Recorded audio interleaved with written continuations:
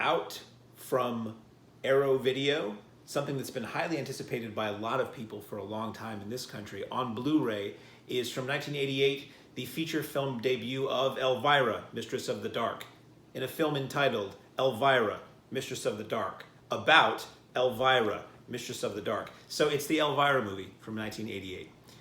Arrow Video has had a deal with New World Pictures, the post-Corman, the 1980s New World Pictures, and they're releasing tons of these films that a lot of us remember from cable and the early days of, not the early days, but our early days of home video in the video store. And this is a movie that a lot of people, I think slightly younger than me, have a real affinity for.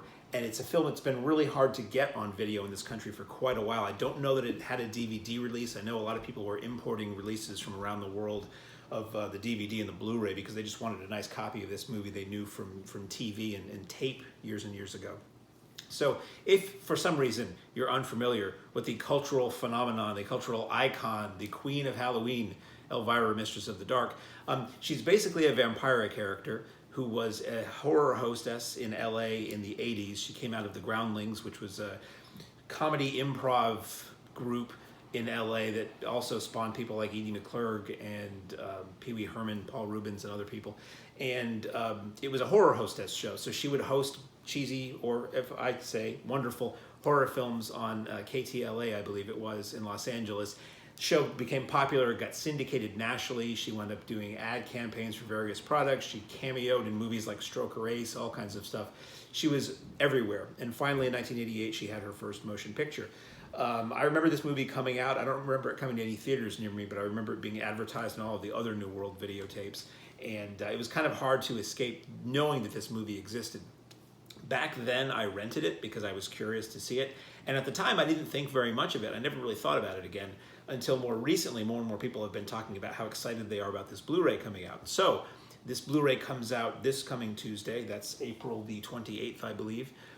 In finer stores, I would say in stores if they're open. If not, you can get it online. And what did I think of this movie, seeing it, dear God, 30 years later plus? I actually kind of liked it this time. I thought it was pleasant and amusing. So basically the story, it's a very much inspired by, it's shot on the Universal backlot.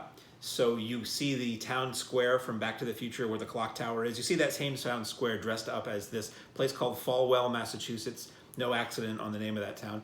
And basically the story is Elvira just quits her, or gets fired from her job in LA due to a lascivious boss. And she's going to do a show in Vegas, and she finds out that her aunt has died. Morgana, I believe the title was. Her aunt has died and leaves her an inheritance, so she drives to Massachusetts. And it's a town full of very conservative, very uptight people who don't like her kind there, her raucous, saucy ways. And it's very much a culture clash comedy. It's very much, it's sort of like Ghost and Mr. Chicken meets Harper Valley PTA. It feels a lot like Saturday the 14th, if you've ever seen that movie. So it's a lot of bosom jokes, a lot of double entendres, a lot of poking fun at uptight people, and she's just, being her sassy self, and everybody else can't deal with it.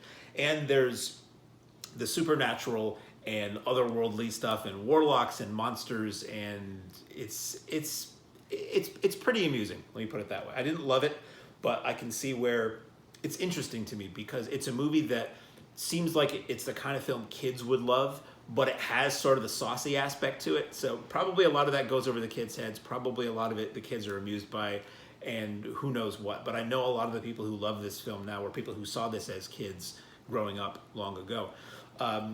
It's Arrow Video, so the transfer looks phenomenal. It's Arrow Video, so it's loaded with extras. It's got a feature-length making of on this with some new things that were shot, I think in 2018, that were added to it to sort of update the making of. It doesn't have a ton of extras. It's got the making of, and it's got something about the creation of the creature that's in the film, TV spots, image gallery, trailers, one, maybe two commentaries. I haven't gotten through all the extras yet, so I'm not sure.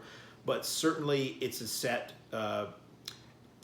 Elvira, what a set. It's a set that if you are into this movie, you're going to be very pleased with. It looks and sounds phenomenal, and it gives this movie a really nice treatment.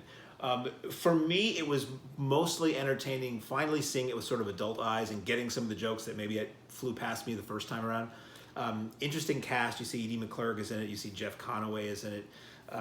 Also, just to see the universal backlot used in such a way. This film that is really kind of an ode to those old movies from the 60s, like Ghost and Mr. Chicken, to be having it shot on the same lot that that movie was shot on, and a lot of the same buildings and houses. And I can't put my finger on this, I'm not quite sure, but the house Elvira uses may or may not have been the Munsters house. I should have looked into that beforehand. But probably it says that on the commentary or in the extras, but it looks a lot like it. So if you like horror comedies, if you're a fan of Elvira, she did another film many years later called Elvira's Haunted Hills that was more of a spoof of the AIP Roger Corman Edgar Allan Poe cycle that has Richard O'Brien in it. And that one I also didn't think was that great, but I really appreciated how much they were into and loved the movies that they were spoofing. So out now on Blu-ray from Arrow Video. If you want it, and you know you do, Elvira, Mistress of the Dark.